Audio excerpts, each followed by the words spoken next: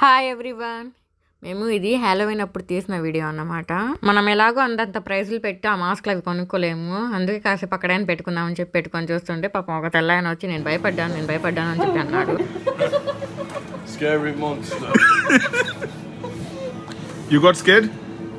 Yeah. First మా ఆయన భయపడాలని చెప్పి మా ఆయన భయపెడుతున్నా, ఎవరు భయపడినా భయపడకపోయినా.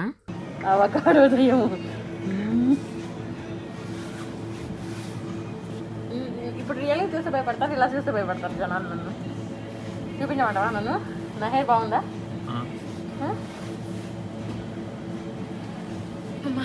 Hey! Oh, scary! Oh my God, scary!